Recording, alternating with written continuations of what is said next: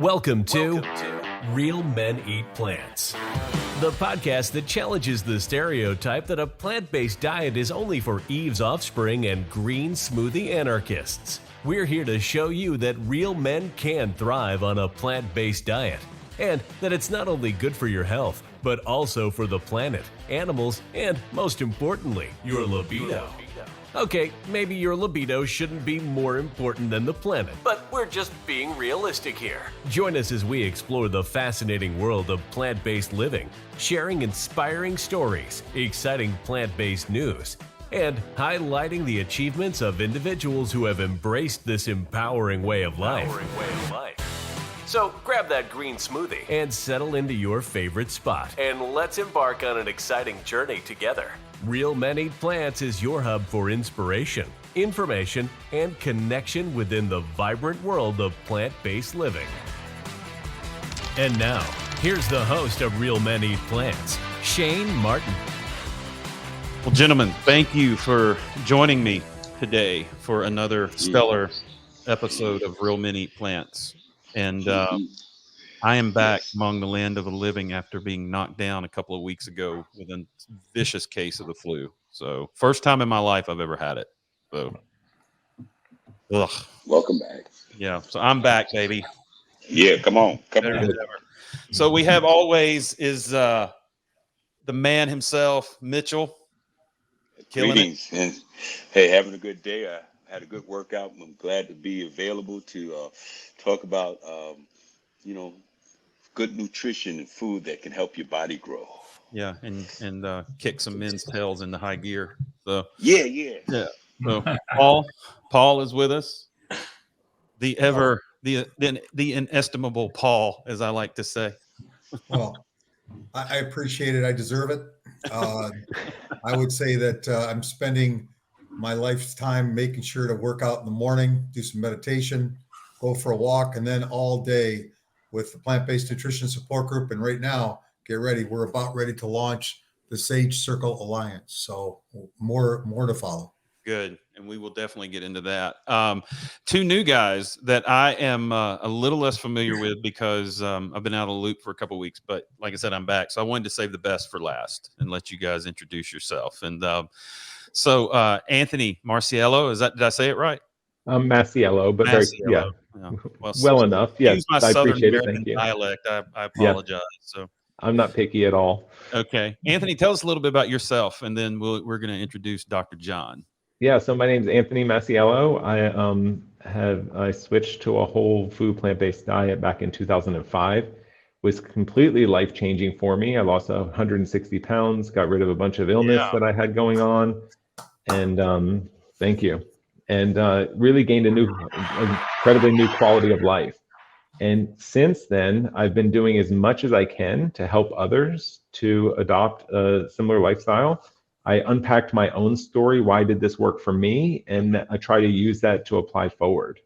And I was about 5 years ago, I chose to leave my career in corporate America and focus on this professionally as well. And I started a telemedicine company. It started as plant-based telehealth. We were acquired last year. It's now called Love Life Telehealth, but our mission has not changed. Our mission is to make sure that everyone in the country and around the globe has access to a doctor who will practice lifestyle medicine and treat the root cause of disease with a lifestyle-first approach, so that they can also be incredibly healthy and happy and enjoy the same high quality of life as all of us and what we wish for everyone else. Excellent.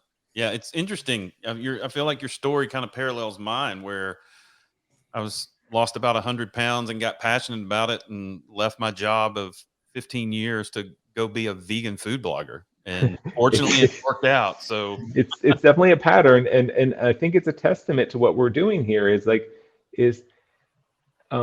well, I'll speak for myself. I didn't know how good I could feel.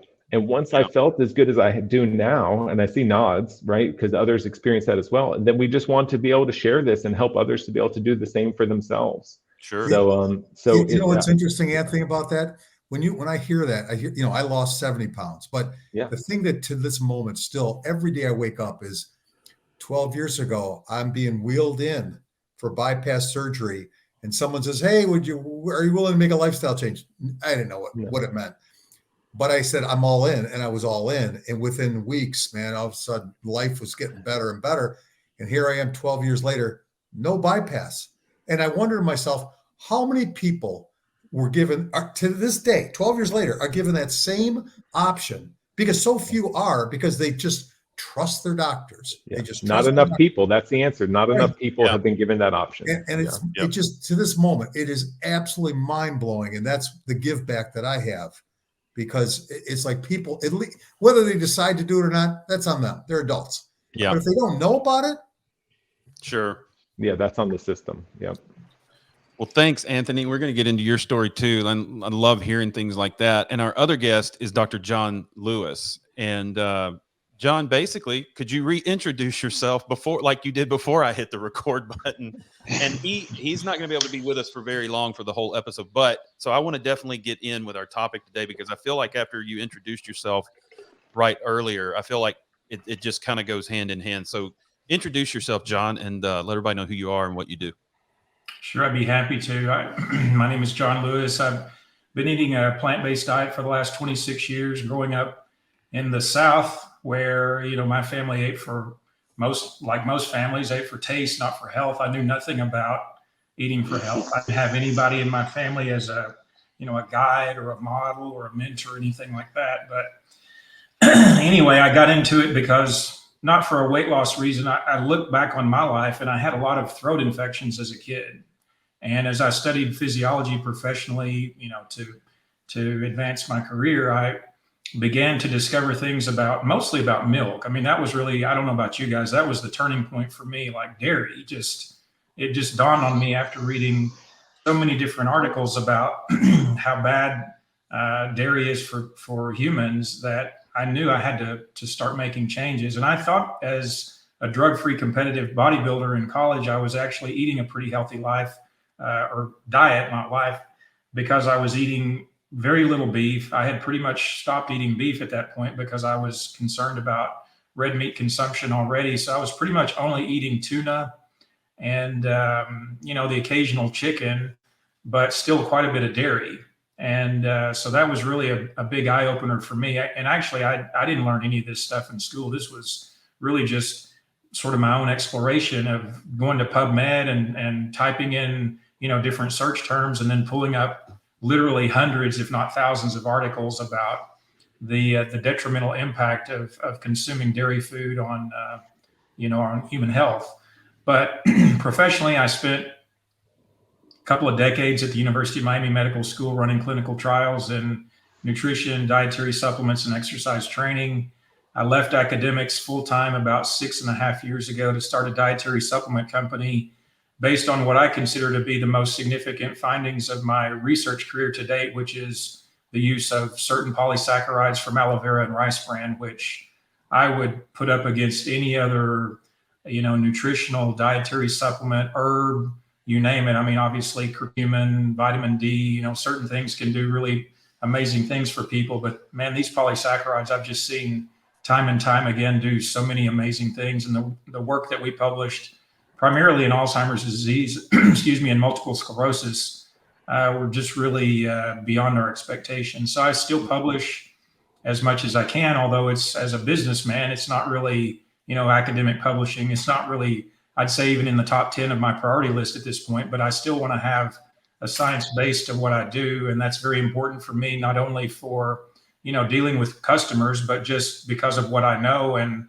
for my own personal, I would say, path and journey. It's important to me to be credible and, be a valid person. Anytime I'm talking to people, I want people to appreciate the fact that I'm coming from a very genuine place. I'm not trying just to be a slick marketer or just to sell anything that I think can make a buck. I'm actually promoting things that I would take for myself or give to my family, or, be very proud of based on all of my own work. So the formula that I have is called Daily Brain Care. I'm very proud of it because, again, it's about 20 years of my life that went into it. I've been taking it myself for over 10 years. I've had my mother on it for about 15. We have a 3.5-year-old daughter. I started her on it when she was 6 months old when we started introducing solid food into her diet. She is vegan too, by the way. I'm very proud to say that I'm raising her vegan, rearing her vegan, because I don't want her eating animal food. And this girl is healthy as a horse. Never, I mean, you can't even believe this girl's language capacity. It's just really amazing how incredible her brain is working at such a young age. So my wife's been a little bit more of a challenge, I guess you could say. She's Cuban and not so much, in the same mindset. She's mostly there, but she has, I guess you could say, a Cuban sort of bent to her perspective that, doesn't really bring her all the way over there to the same degree. But she's mostly plant-based. It's just, food for us can be a tricky topic. So I tend to not go too far down that road unless, she pushes me on something. But I'm committed to, probably not as much as you guys, at least in terms of, what you do every day with pushing or promoting a plant-based diet. I just don't have time, in my business of trying to grow my dietary supplement company.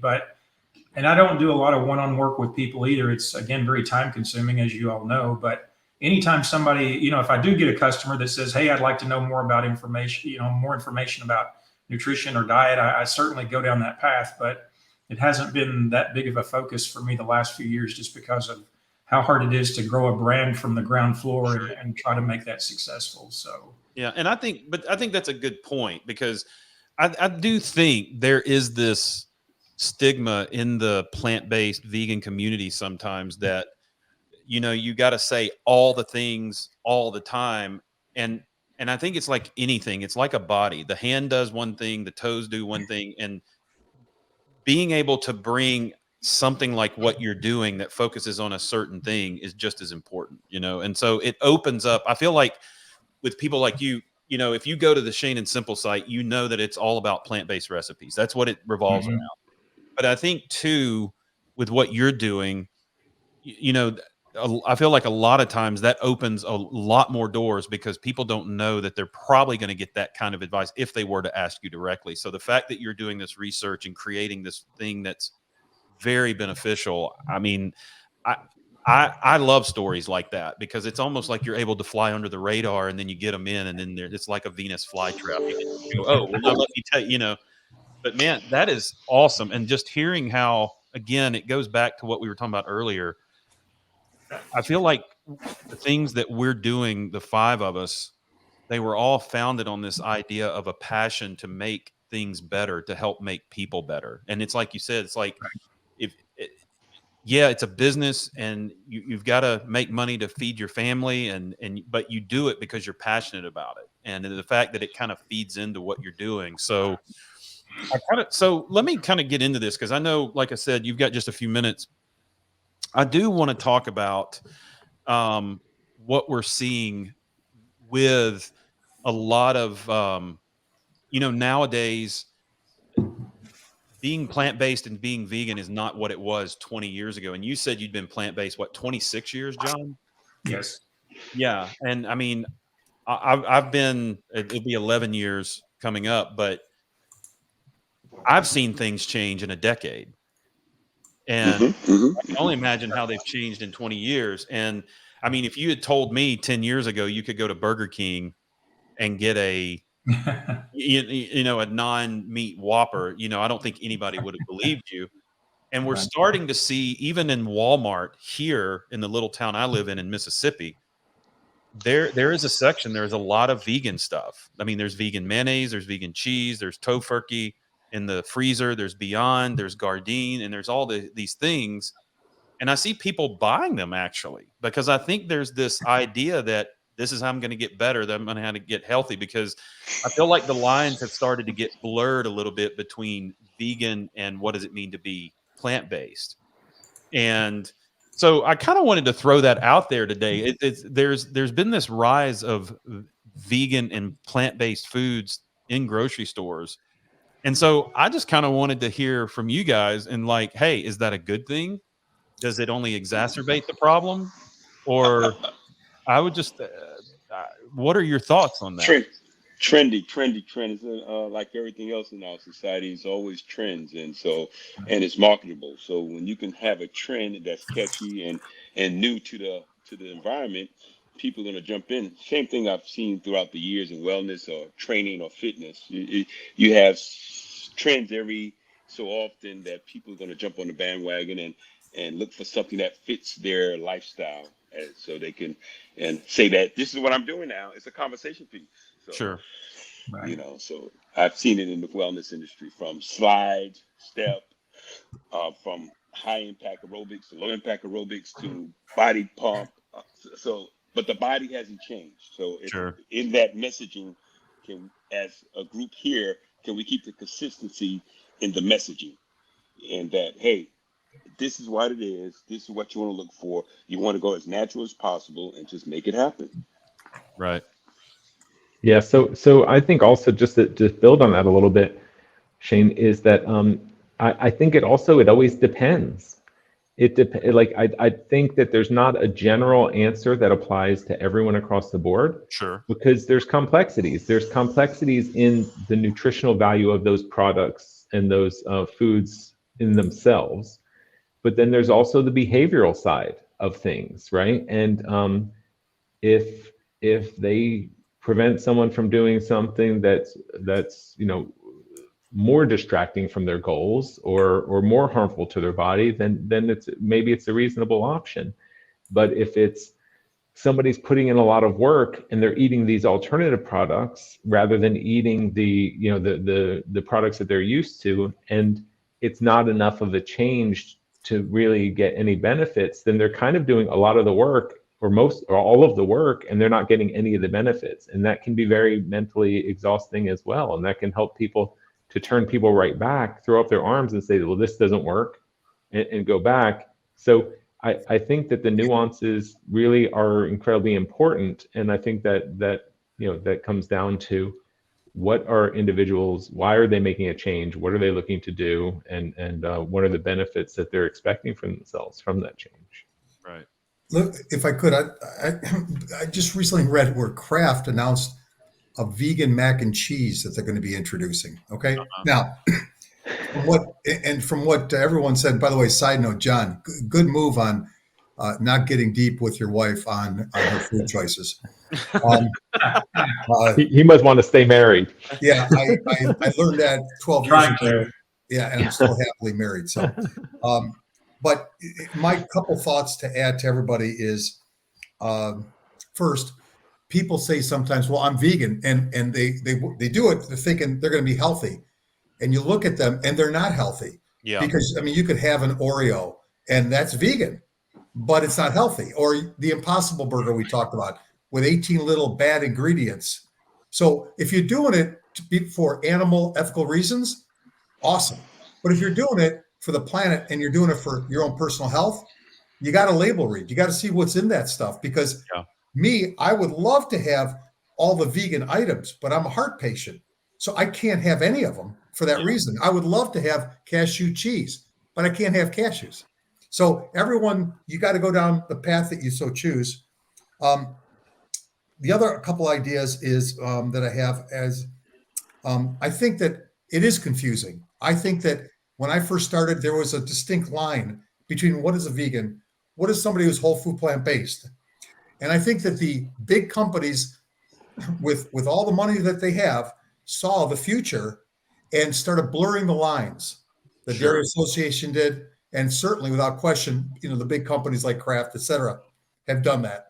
So again, I think the challenge is to redefine the lines, explain them to people what they are, because everyone's got their own personal path, and that's challenging. But that's why we're here. Yeah. So, John, let me ask you, John, with the time you have with what you're doing, and I got on the website looking at the daily brain care on your site and everything.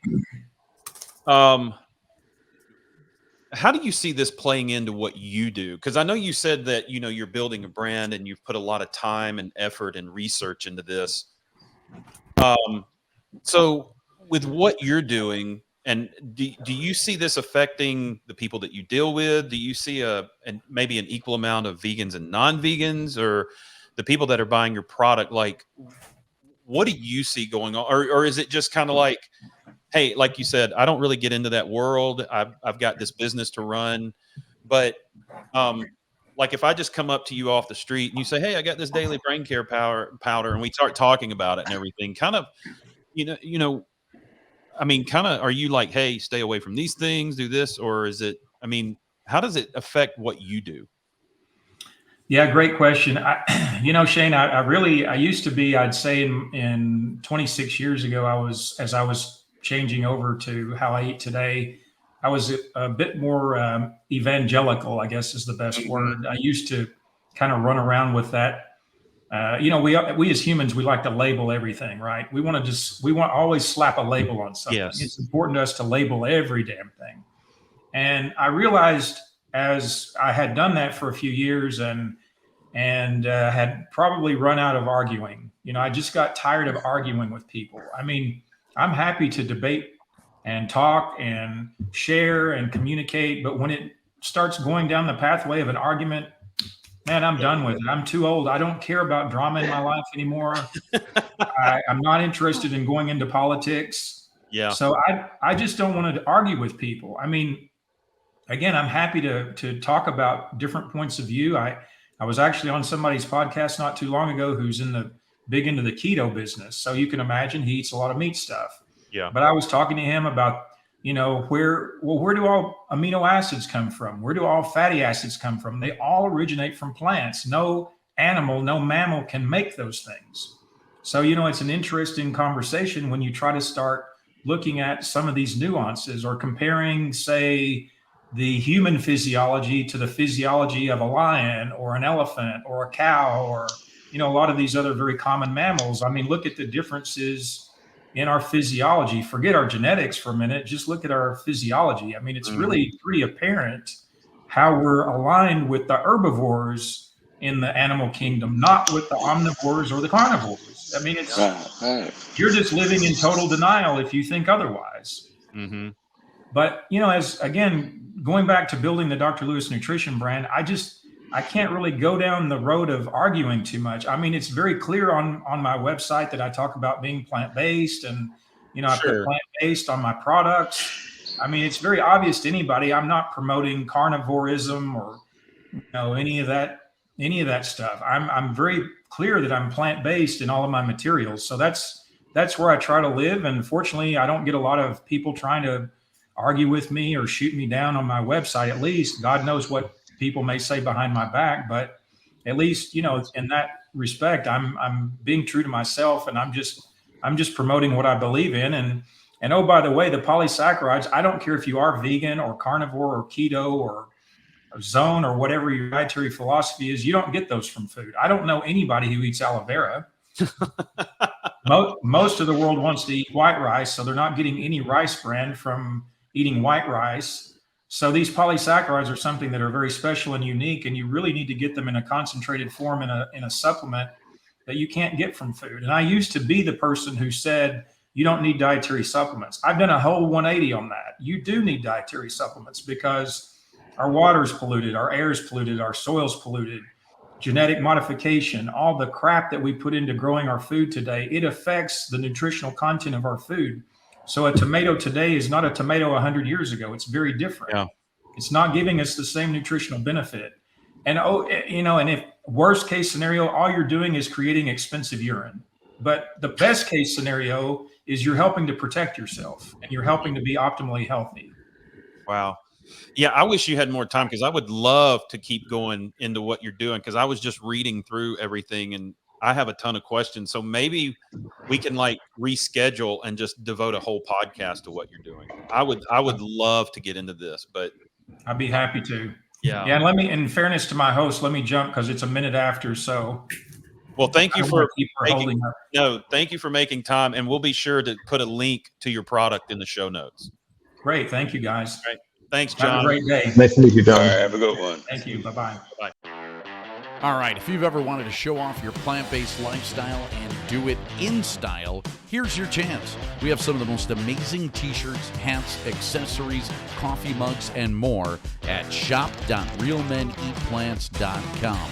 We have statement t-shirts that will bring a smile to everyone's face. I love the I want tofu tonight tee. Plus, we have podcast tees, Real Women Eat Plants gear, Real Kids Eat Plants, and Real People Eat Plants, just in case men, women, and kids didn't cover it all.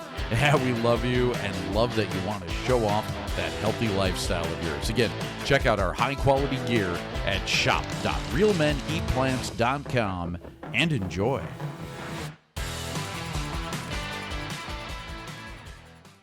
Okay, guys. So kind of going off what he said, I mean, kind of changing a little bit. I want to go back to Paul, you said this, and then Anthony, you said it.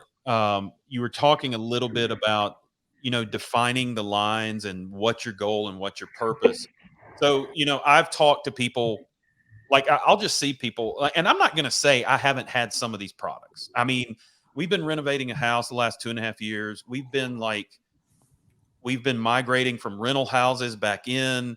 It's just some places we had to stay that didn't have a kitchen. I mean, it's been crazy, and so sometimes you opt for the least worst option. And so I would tell people, if they ask me, do you see any benefit of all these vegan products that are out there? I mean, I would say to some extent, yes, I do, from the standpoint of, if I go to somebody's cookout on July 4th, and I take a block of tofu, I know they're going to destroy it if they try to grill it or if they try to do, it's like, and, I think so. I think for some people, it can be an entryway. The problem that I'm seeing with a lot of these products is I see people go in the grocery store and loading their carts up with them, and there's no vegetables, there's no fruits, there's no whole grain. And then they're wondering why they still have to stay on statins or take diabetic medication.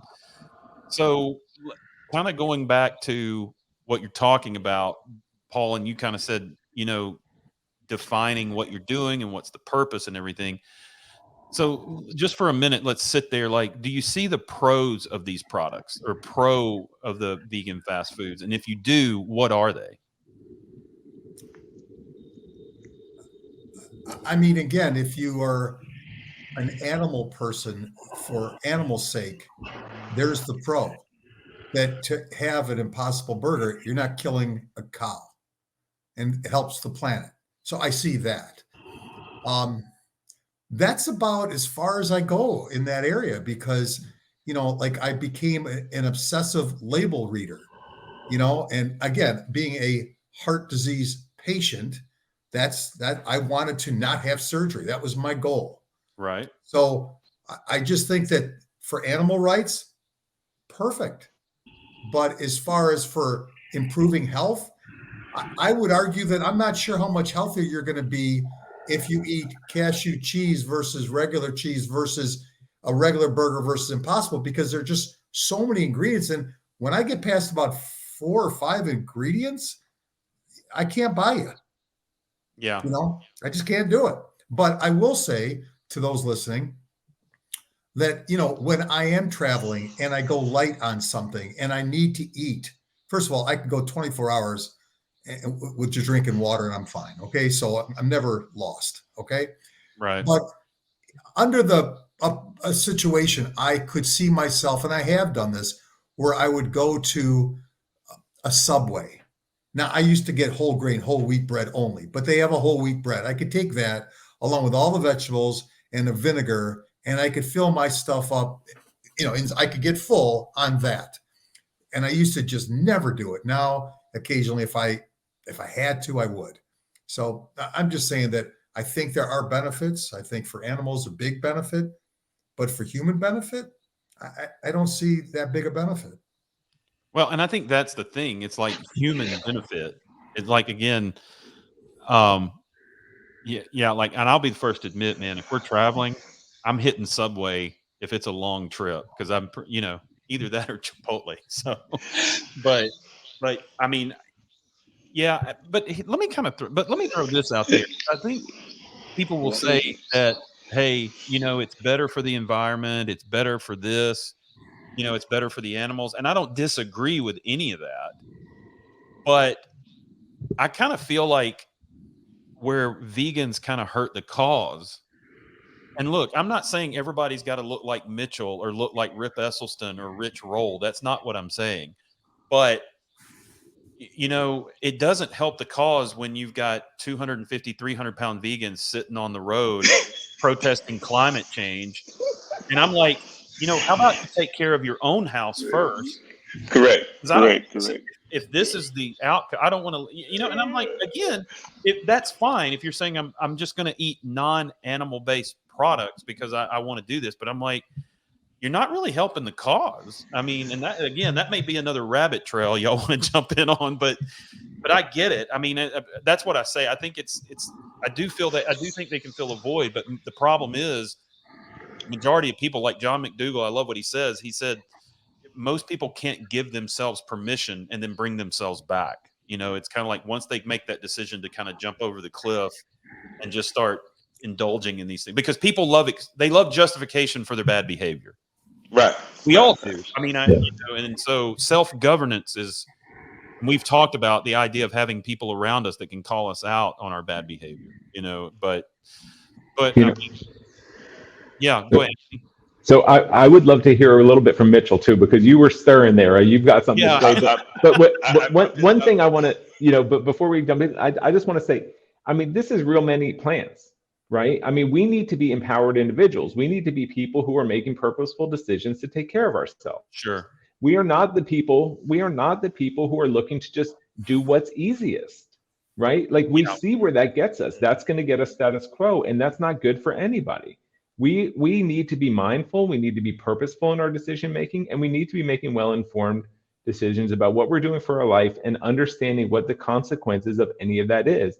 And I think when you get in that mindset, the idea of convenience kind of falls to a second, third, fourth, fifth place on the priority list, and what's best for us. I mean, there's a lot of times where it might be more convenient to have a beer or smoke a cigarette or participate in some, or go along with the flow and be followed by peer pressure. But that's not what Real Men Eat Plants is about, right? Like, I mean, we're here to take care of ourselves. So right. That took me longer than I wanted to, but I would like to hear from Mitchell, and then maybe we could all get back to that. Yeah. But you're on point. I agree with you. I think, Anthony, that at the end of the day, we have to just be determined to make better choices and preparation.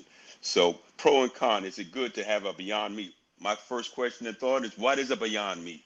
Let's stop. We got to deal with it like Paul is saying, the ingredients. Hey, no, this is not good for you. Don't do it. It's not good. For me, I'm not going to do it.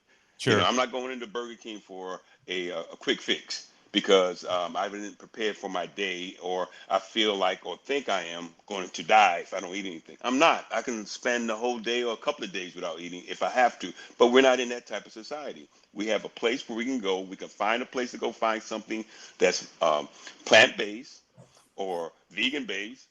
Go into the grocery store, get you a piece of fruit, and now that's a problem because it has the pesticides and all. So there's so much going on. So the lesser of evils, even the less of the evils, may be a bad choice. So I'd rather get the less of the evil with the pesticide than eat something that I know is not man-made or not from the earth, beyond. I'm not going beyond something to get something. I'm going to the something. I'm going to go to get me a piece of fruit. So the play on words is like, again, I'm not going to let the marketeers, I'm not going to let the big corporations fool me again. I'm off that stuff. I'm off the Burger King. I'm off the Wendy's. I'm off the fast food, the Kentucky Fried Chicken. I'm off the fake food. So now I'm going to get another fake food because it's the labeling makes it happen. Yeah. I'm cringing like, no, not a choice for me. And if the listeners think that's a choice, good luck. Tell me how that works out. Yeah. You seem to get kind of riled up too when I talked about people protesting and not taking care of it. I think that's what Anthony was talking about. Like, really love to hear what you were going to say then. No, it's all of it. I'm in agreement. Yeah, like, wait, okay. I'm going to say I'm plant-based or I'm vegan, but I'm not taking responsibility. I'm not taking care of myself. I'm selfish. I call it, I'm self-care. I'm really into, look, whatever I put into my body, I can control. I will control. I take that approach. So if I'm going to read a label, I'm going to find out, is this really from the earth, or was this chemically made, or from a laboratory? And Yeah. so when you look at the lines, like you say, I'm protesting, protect the earth, or Peter, don't hurt animals, but I go to horse racing. I see a horse get whipped in the butt and run around a race. So it's so many inconsistencies. There's nothing consistent. So if I could find a consistent line in my life and live that and share that, say, hey, I'm not telling you what to do. You don't have to do as I do, but what is consistent in your life? Is it making good choices, or being consistent in discipline, or being consistent in being not disciplined? And I think we have a lot of individuals in our society that are more comfortable with being consistent, being inconsistent in discipline. I want to be consistent in discipline. And so turning 60, God willing, next May, I want to say, this is my lifestyle. This is what I do. It works for me. I'm getting quality time on earth. So You, make you, your choice from that. you know, one thing too that I would add to that is, for me, is I don't like cooking. Okay, I'm just not a big fan of it. Yeah. This weekend, I made a frittata, and the heels of that, I made lo mein vegetables, and the combination of both, it took me like 2-3 hours. I'm like, oh my god, like it's too much to me almost. But here's what isn't too much for me. I wake up and I look in the mirror and I have an honest moment, and I say to myself, what is the number one goal? Well, and for me, it's I am the oldest male live-in chaplain ever. I am the head of my family, and I've got grandkids and young 3 sons, and I want to live a long, healthy life. And to do that, I have to be whole food, plant-based, no oil. That's just it. That's the most important thing. So everything else is secondary. So when I put the time in to do the cooking, I may not like it. I put on the headset, I'll listen to a podcast, I'll do some chin-ups and pull-ups, I'll do other things. I still hate it, but I do it. And I will continue. And I've done it for 12, almost 13 years now. And the one thing I keep reminding myself is, if I want to achieve my long-term goal of living longer, this is what I have to do. And it's the preparation. Mitchell, you mentioned, you got to prep for things. I'm the only one in this world, I think, sometimes that has to sit there and say, okay, I'm gone for 2 days. What am I going to have for the next 2 days? That's all part of the process. Just like I don't like cooking, I don't like prepping. But what I do like is living and feeling good, because everybody my age, and there's all my friends, it's a complaint-thon. This is hurting, that's hurting, this pill, that pill. Mm-hmm. Sure. It's exhausting to hear it. It's exhausting. So I'm just saying that, like, if the goal is to live a long, healthy life, then you got the tools to do it.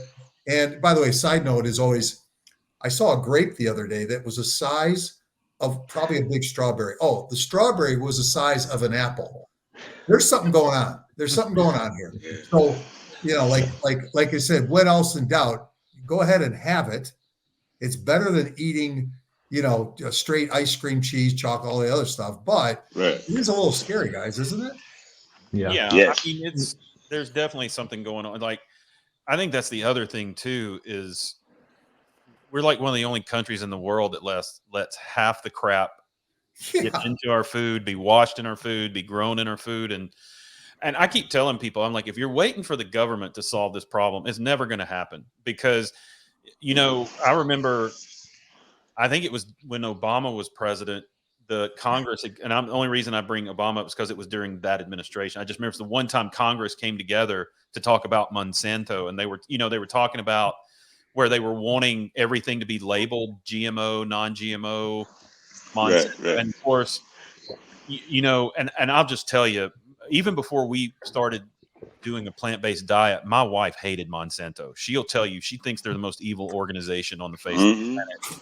But she said, and so I used to kind of poke and prod at her and make fun of her. And then, of course, I went plant-based, and you start looking where your food comes from. And then you're like, oh, wait, they really are, horses' asses, Evil. But anyway, it came up in Congress, and they were talking about the things that can't be in food in Europe and things like that. And they just wanted products labeled. And Monsanto, I'll have to say, it's the one time that both houses were bipartisan almost unanimously, because Republicans and Democrats voted down to not label. And I mean, and they're bought and paid for by Monsanto. I mean, they are Correct. bought and paid. Well, think about it too. They use Roundup to kill weeds. They Yes. use Roundup for our food. Yes. That's crazy. Yes. And then the things they do, like if you've got an organic farmer that's 20 miles away from a Monsanto farm that they've bought these farmers, and just by sheer pollination, if the wind carries any of the pollination to the organic farmer, Monsanto can sue the organic farmer. I mean, is it absolutely, in what world is that okay? I mean, In the USA, that's Yeah. what's okay. Only in the USA. I mean, it's Hey, there. Mitchell, isn't it amazing? There's a reason why they have, big, you can't walk into a meat factory or a fish farm or a chicken farm. Right. You can't see it. You cannot see what's going on. And I used to always say, and I laugh at this, it's like, what they did is they give the steroids and the bad stuff that's GMO so they could have a higher yield, not only of the corn that they feed them, but have bigger cows, bigger chickens, bigger, more fish. And bigger then humans. Right. And then they put it all Yeah. together and they grind it up or package it and they give it to us. And the beautiful Right. thing about our body is it only takes most times, 30, 45, 50 years for you to see the effects of it in a bad way. yeah. So it's like, why isn't anybody saying anything about that ever? You never hear anything. When my wife and I were over in Prague, it's Czechia now, it was Czech Republic then, about 10 years ago. And obviously, no, longer than that. Oh my gosh, it was 2010. So it was like 13 years ago. So it was about 3 or 4 years before I went plant-based. And we were staying with some friends over there. And I went to the fridge and was just going to make omelets for everybody. And I took the eggs out and there were feathers in the egg carton. And they said, be careful. The shells are really thin over here. And I thought, the shells are really thin. So you got bad chickens? They go, no, we have No. healthy chickens over here because they don't feed them arsenic to. And then I noticed that walking along the streets, the produce, the bread, they take bread out the day they put it out the day they make it. And then they take it away at the end of the day because it doesn't sit on the shelf for 2 months. No shelf life, right? And that's when it started hitting me. Like, just I would watch Europeans eat, and for the most part, they weren't eating like Americans, and they weren't eating and like you go into the stores over there and just reading the ingredient, it's crazy. And they label whether it's GMO, non-GMO, all this. I mean, and the things that aren't allowed in food. And so I guess my whole point to that is, it's like if we're talking about these vegan products, Right. like if I go into Walmart to get blueberries, I'm like, why am I getting blueberries from Mexico?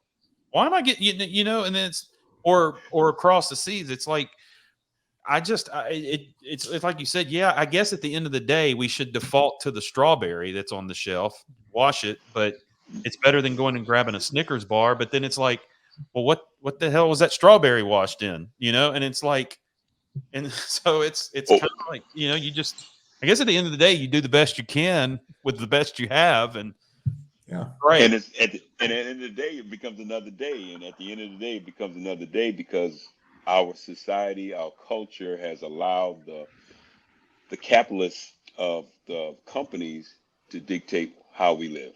And we as a society have accepted that or have not found the alternative that we have to take, which is harder to raise it yourself, grow your own fruit and vegetables. Who has the land? That's why somebody in particular is buying a whole bunch of land to control food because everyone needs to eat. So he's buying land to control the food, to partner with the Monsanto so that we can stay sick. Oh, you can So go ahead and say it. You're talking about Satan Gates, is what you're talking yeah, about. yeah. So it's a playbook that they know that's working on the back end and returning money. So when we say is it pro or con to pick, yeah, I can say yeah, it's good. Why not? Don't have the bar, the candy bar. Go have you a burger from McDonald's because it's a vegan based burger. That's enough to me. To me, that's a lot. It's not vegan based. It's chemical based, and it was made to sell because they could sell it. Now they can add another product to their line. I'm a drug dealer in my neighborhood. I got another product. It's crack. Hey, it's a derivative of cocaine and some other stuff. Hey, I got another product. I got cannabis. So we play with words in our society. So cannabis now is no longer marijuana or weed. It's cannabis. So, It's the healthier heroin. It's the healthier heroin. right. So So yeah, And look, as we as we go into the nuances, I mean, it's clearly absurd, right? yes, And I yes, think it's also kind of scary. But I'm yes. thinking about the person who's listening to this and who's trying to understand what they can do. Okay, The okay. other side that I want to make sure that we share, and I would love to hear others' thoughts on, is that it's also, I'm going to say, incredibly easy to live this lifestyle and to eat a very healthy whole food plant-based diet, sure. because Right. I think that all of these things that we've been discussing are incredible reasons on why we need to seek that. But I would like to hear a little. I mean, it really is as simple as pulling off the highway, finding a grocery store, and buying a bunch of bananas and get right back on the road, right? If you want Yeah, it to be, sure. right? And maybe that doesn't Yes. feel appealing to people, but other thing I would like people to know is that there are a ton of us out there who are doing exactly that. And I know Paul's community with the plant-based nutrition support groups, like you can really join a community of tons of people Yeah. across the country who are doing that. And if you follow more and listen to more of the episodes on Real Men Eat Plants, you'll meet a whole bunch of people who have done exactly that for themselves. And and and what you find is what I would love to do, and what I think we can all do, is help to normalize that part of this lifestyle. We Right. can make it just as normal as driving into the drive-through. I mean, you could even stop at the Walmart right on the side of the highway, and you could go in there and find the produce section, and you could grab just grab some fruit and get back on the road. And you might want to, if you want to go into some details, you might want to check the World Health Organization, and you might, or no, the I forget No, which not organization. No, not the World Health Org. I forget what it is now. The Environmental Working Group, EWG, and they'll tell you which are the most contaminated fruits and yeah, you can vegetables. get And the and dirty. The maybe dirty you want to dozen. avoid, Yeah. yeah, maybe you want to avoid the dirty dozen, but it's very easy. Once you get beyond that, I mean, I've got friends who go and they just pick up a can of chickpeas and they can eat them. And that might sound gross to people, but once you try it, I mean, maybe you're a hot sauce guy. Maybe you pick up the hot can of chickpeas, you drain them out, you put a little bit of hot sauce in there, and there you go. So there's a whole bunch of really easy things. I'm going to go so far as to say incredibly enjoyable things that Yeah. can really we can do to live this lifestyle, reap all the benefits in the world, and kind of opt out of that other kind of scary system that we were all just kind of talking about. Yeah. And I'll say this, and I do want to say this. I have seen, because in my family on both sides, I'm the only, I mean, in, obviously in my house, but outside of our house with in-laws and, cousins and brothers and everything like that, we're the only plant-based family. Hmm. And so, and I will say, I do think it has been good for holidays, like on a Thanksgiving or a Christmas, when we have people come in and we want to make them a pecan pie or we want to make them a certain dish. I do feel there is a place to some extent to help transition people, to show them, hey, you can. And I tell people, I kind of got in trouble with another famous vegan food blogger because I think we were doing a podcast or something. I said, hey, eating vegan's easy. These vegan websites that make cakes and pies, and I said that's easy because there's so many vegan equivalents to the animal counterpart now, the butters, the oils, the cheeses and stuff. And it's like, what are you doing any different? You're just taking the same old mac and cheese and using the, it's like, to me, the creativity comes from trying to cook as whole as possible with the whole grains and making sausage out of oats like I do, or stuff like that. That's where the creativity comes in. And I love that. Unlike Paul, who hates to cook. So I think, but I get it. I mean, it does require a different way of thinking of, yeah, if I cook a whole meal, I can't just grab a slab of meat and some cheese and put it in the stove and it's done. I'm having to combine things and flavor things, and there's a process. But again, that's my job. I enjoy it and I love to do it.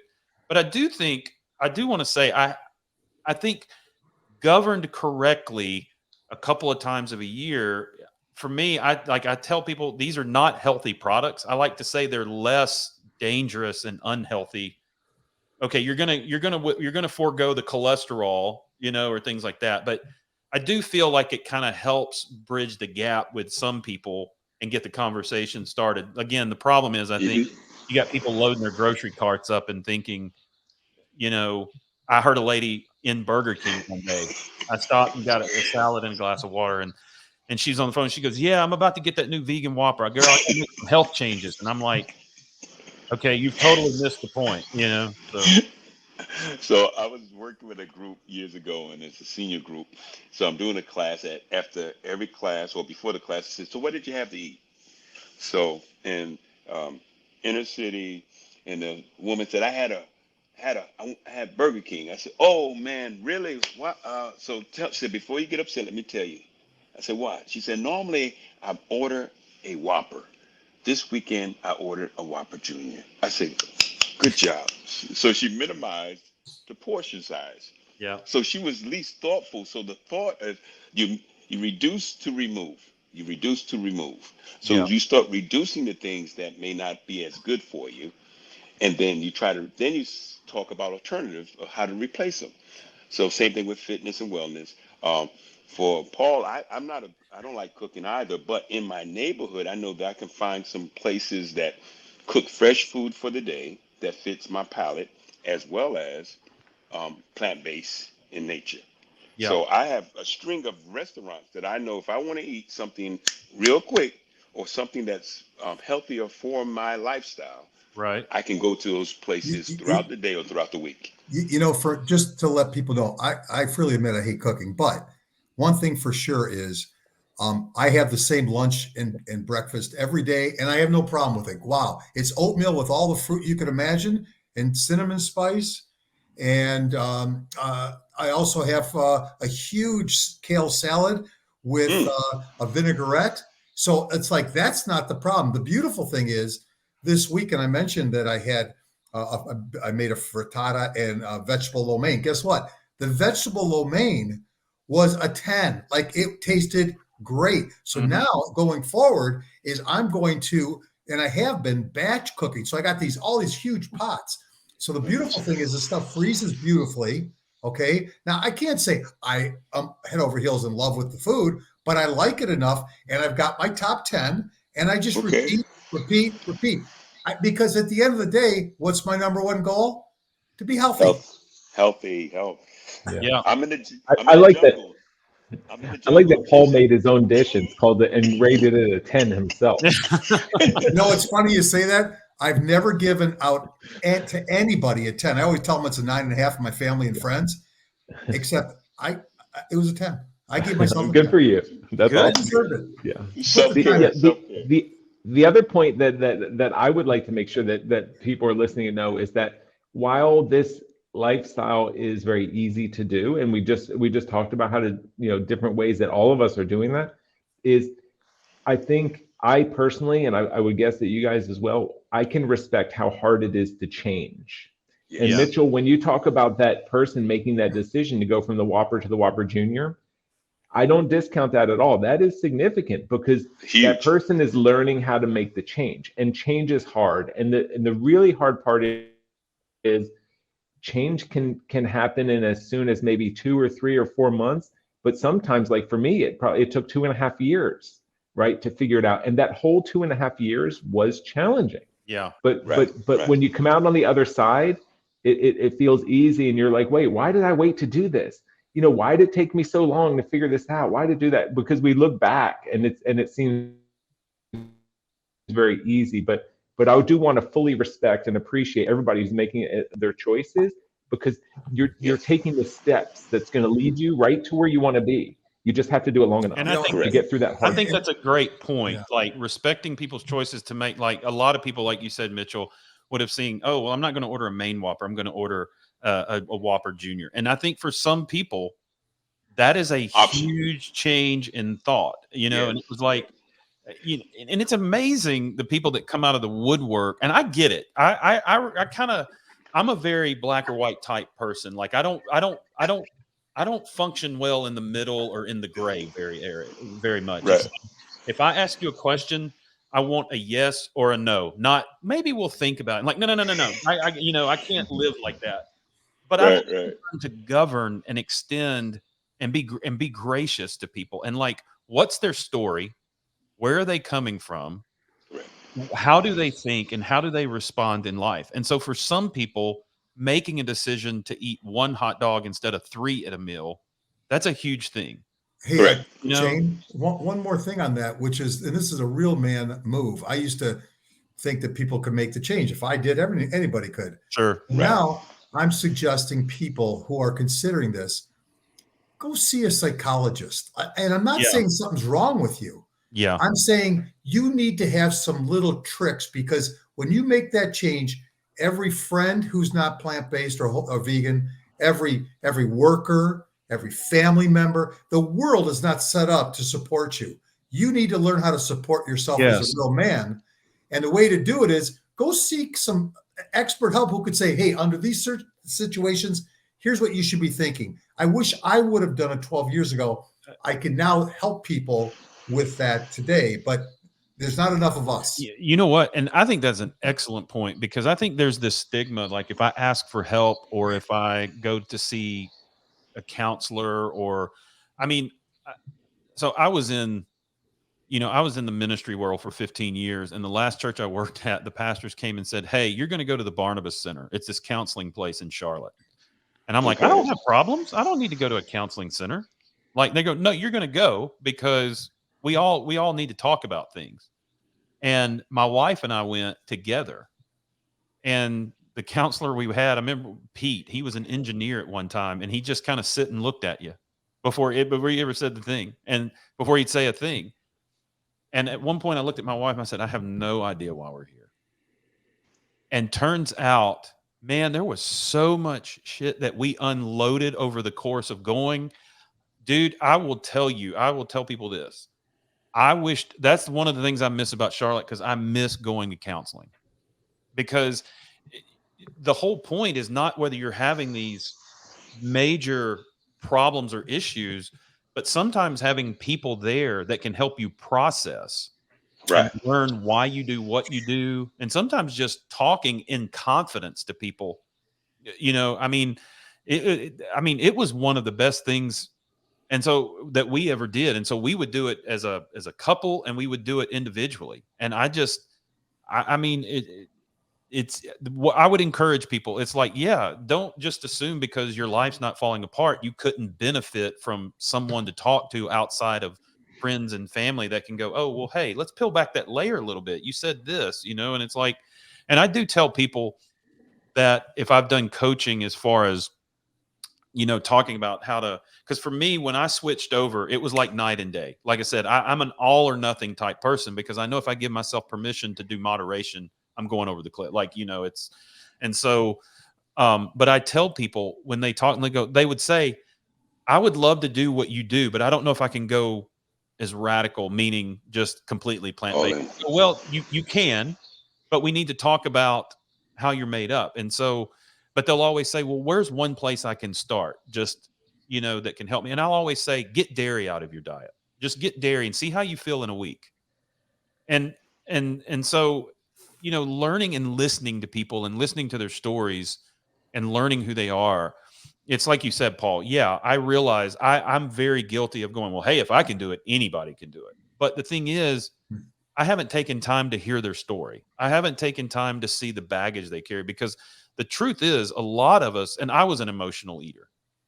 And I do think that, listening to where people are and what they do and how they do it. I mean, and so I kind of coming back to our conversation with these idea of vegan fast foods, I'm less quick to judge when I see people loading their carts up with this now, because part of me is going, especially here in BFE, Mississippi, out in the middle of nowhere, a little town, it's a huge thing to see somebody throw something like that into their cart, when meat here is a sport, I mean, here in the South, like I said, we said pork is a seasoning here. It's in everything. And so to see people, so I'm thinking maybe they're consciously trying to do something. And the worst thing I could do is come in and rob them of the joy or the accomplishment they feel that they're making, if that's why they're doing it, you know. And so I don't want to sound like we're trying to demonize vegan fast food products. I think it's like anything else. Are they the healthiest option? We would all say unanimously, absolutely not. Can they benefit someone on their journey? I think so. Yes, yes, yes, But if yes. people come to us, what would we do? We'd say, okay, now let's supplement this. Now think about this. And like you were saying, Anthony, run in and grab a thing of bananas instead of, you know, whatever the alternative would be. And it's case dependent, right? So it Sure. like I wouldn't like not I you can't tell that to everybody to go No, grab the Right. bananas, right? no. And it's like just like Mitchell's friend said, you know, that she made that choice for herself. It's really individualized. It depends on where everyone is on their own personal journey and what stage they're at, what their goals are, you know, all of those kinds of things. I think the thing that we've done a reasonable job, a good job of today, is helping people to know that they're in the driver's seat, that they can make these choices for Yes. themselves, and they can do what they want to do, Yeah. right? And the options are real. Yeah. I just finished actually a couple of weeks ago a peer support class, and in that class it was for substance abuse. Mm. A lot of the participants were substance abusers from narcotics or alcohol, and had to raise my hand and say, guys, I'm here to learn. I'm not here recovering, but your stories are making it easier for me, or will make it easy for me to be able to support individuals that I may come in contact. So even with food, you peer support.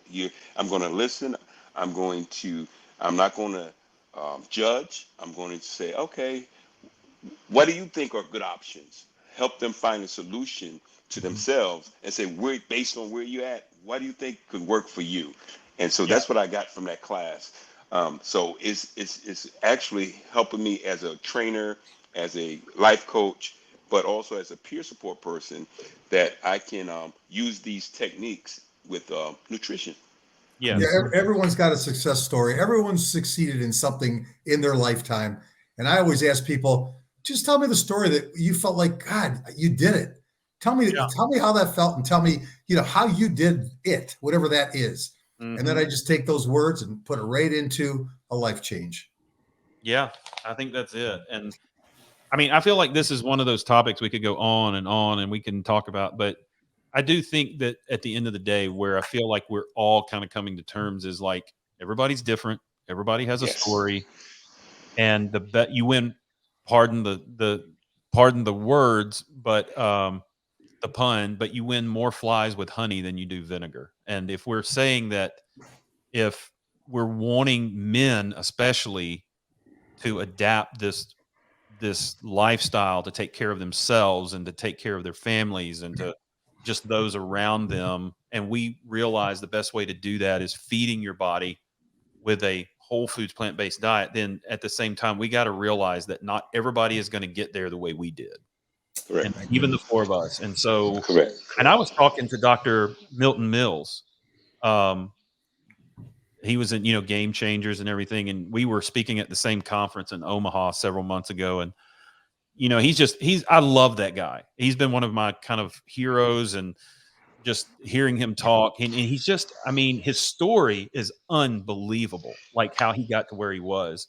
And it was just the two of us sitting in a room for the speakers, and we were the only two, and we just shared our stories. And I just thought stories are where it's at, because, to hear everybody's path. But anyway, he was talking about a patient that he had, and they were having some kind of severe reaction and stomach issues, and they were like, they were just anything cheese they loved, cream cheese, sour cream, dairy, and everything. And he told them, he goes, yes, my option would be for them to get away from the cheese, period, or whatever, but trying to get them to where they needed to be. He said, look, when you go to the market, try these vegan cheeses like the Follow Your Hearts and things like that. That was the entrance for them. Their issues went away because it was the dairy that was messing them up. And he said gradually they got to wean them away. And I think, the fact he could have been hardcore. He could have said, no, we're going to cut it all out. We're going to do this. But he also may have never seen that patient again. And so helping them kind of, and being there to guide them. And I think I think that's kind of an example of what we're talking about, like looking at where people are, how are we going to help them, what's going to be best for them, and at the end of the day, not shaming. Like holding people accountable and shaming people is two different things. Sometimes you got to have tough love, but I don't think any of us here would say, "Hey, we want to shame." I know we joke about, "Hey, women guilt your man into cooking," and but we don't want to see anyone run away because they felt shamed or No. done the wrong thing. So. No, we're here to welcome everybody, Yeah. and welcome everybody to do what they want to do, not to do what we want them to do or anybody else wants them to do. Help people to do what they want to do. It's wonderful. Yeah. Yes. Well, guys, we have come to. Well, actually, we went a little over an hour. Is any parting thoughts or wisdom and philosophy you'd like to share before we end this episode? Inch by inch, life's a cinch. Yard by yard, life's a hard. Let's work it by inches. There you go, I Paul. love that. Yeah, it's been great chatting with you guys. Mitchell, that was beautiful, man. That was beautiful. And everybody, I thought this was great. And, Yes. Just one day at a time. That's my motto. One day. Yeah. Just do. My wife Wonderful. always says, just do the next thing. Don't Right. look 10 things down. Just do the Yep. next thing. So, What's next? Yes. yes. Well, guys, I had a blast. Thank you for taking Me time too. out of your day and joining us here at Real Men Eat Plants. And we're solving the world problem inch by inch. Anthony, There I'm you here go. anytime, Until buddy. next time. Yep. Give me a shout soon, Anthony. Okay. All right. Well, Shane, good seeing you. And, hey, Mitchell, as always, buddy. Thank you. Yeah. Thank you. Yes, Wonderful to Same talk with you guys. Yes, it's a balm for the soul. here. That's right. It's a So, bro It's fest. been wonderful. so, Thank you. guys, you guys have a great Have day, fun. and we will see you again soon, I'm sure. All right. Peace. Sounds good. All right. All See you. right. Bye. See you. Bye-bye. All right, you've reached the end of another enlightening episode of Real Men Eat Plants. We've revved up the man machine and explored the thrilling world of veggies. Remember, guys, flexing your manhood isn't about the size of the steak on your plate, but the strength of sprouts in your salad bowl. For those eager to continue their journey towards plant-powered masculinity, buckle up and head over to our website at realmeneatplants.com. There, you'll unlock access to exclusive content, mouth-watering recipes, and advice from the plant-based powerhouses themselves. Oh, and don't forget to follow us on social media for your daily dose of inspiration and connect with a community of men just like you who have joined the Plant Parade. Remember, it's not just about becoming stronger, healthier, and more vibrant. You're also becoming an eco-warrior, playing a vital role in the wellness of our planet. We appreciate your support and can't wait to catch up with you in the next episode. Until then, keep fueling your manhood with Mother Nature's pantry. And remember, with a sprig of humor, Real Men Eat Plants will be rooting for you until we meet again.